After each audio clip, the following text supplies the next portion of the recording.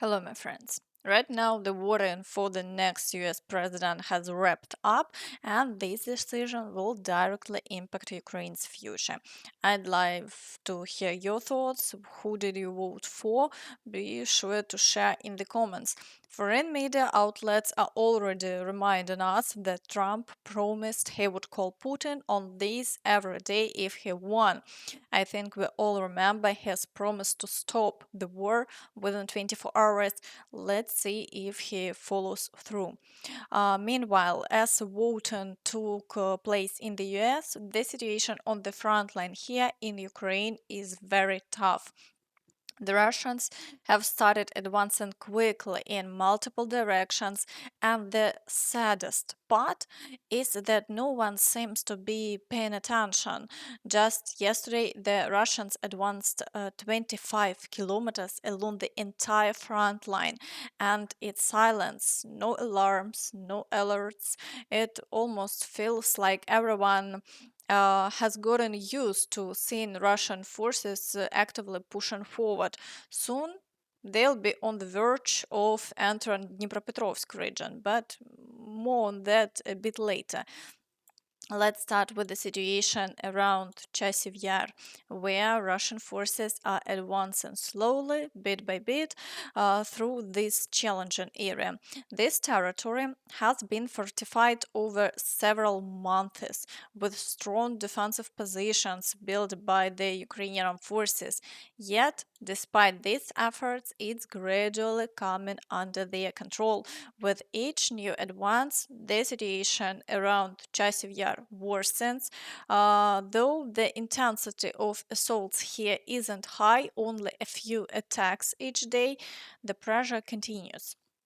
Meanwhile, intense activity is unfolding in the Toretsk direction. The Russians have broken through to Shcherbynivka, an area recently reclaimed by Ukrainian forces. Now they've breached the outskirts again and are attempting to hold their positions. Fierce battles are also ongoing in Toretsk and near the village of Krymsk, with heavy shelling reported. The situation remains extremely difficult. In the Pokrovsk direction, the situation remains dire. The Russians are assaulting the village of Promyn and making breakthroughs near Lysivka, where they've had minor successes. However, near Vishneve, they've made significant advances, breaking through to Yuryivka and now storming the village.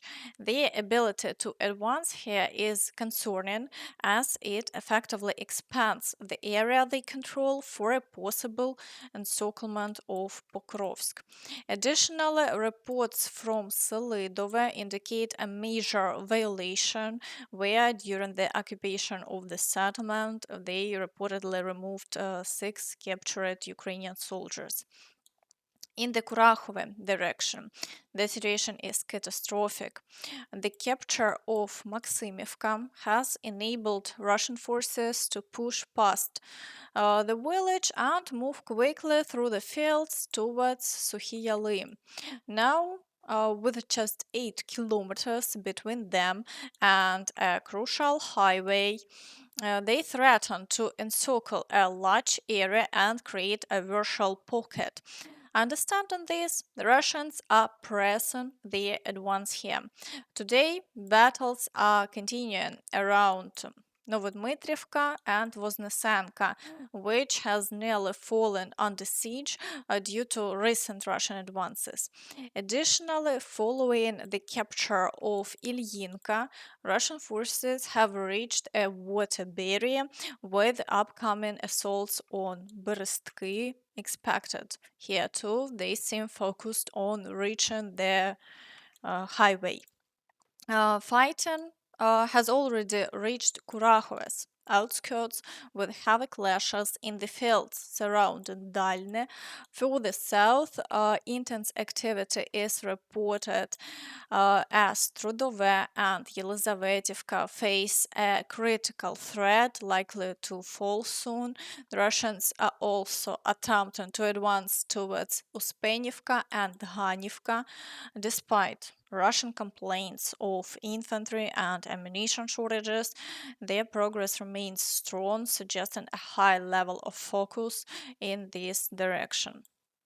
In the Velika Novosilka direction, Russian forces have advanced through the fields nearing Rozdolne, where they are now launching assaults on the village. Simultaneously, they are attempting to approach Velyka Novosilka's outskirts, with active clashes reported near Urozhaine.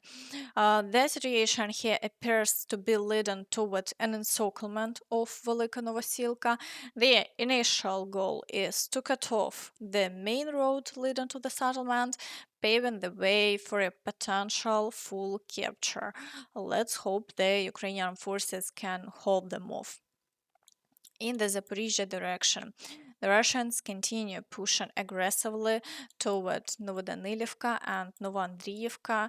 Advancements are also being made in the fields toward Orikhiv, with ongoing assaults on Mali-Sherbaki.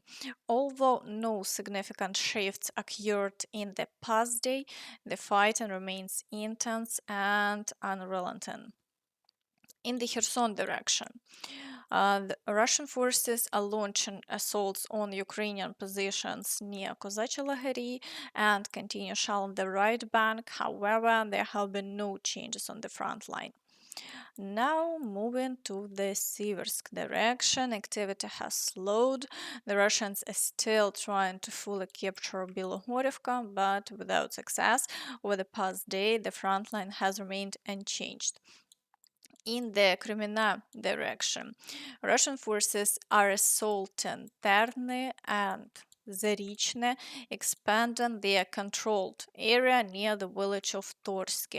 While there haven't been new gains, the situation remains tense. A breakthrough here could lead directly to Liman. In the Borova direction, Russian troops continue the assaults on Zaporizhzhia, Lozova, and Vishneve. Although they had recent successes, there were no advances over the past day as Ukrainian forces hold the defense. Further south, battles ongoing in Cherneshina, Druzhilubivka, Grekivka, and Katerynivka, but the front line has remained unchanged. In the Kupiansk direction, Russian forces are pushing toward the village of Radkivka, with attacks also reported near Kucherivka, as well as assaults on Petropavlivka and Kolesnikivka. Their aim appears to be a closer advance on Kupiansk, keeping the area under intense pressure with no decrease in offensive activity.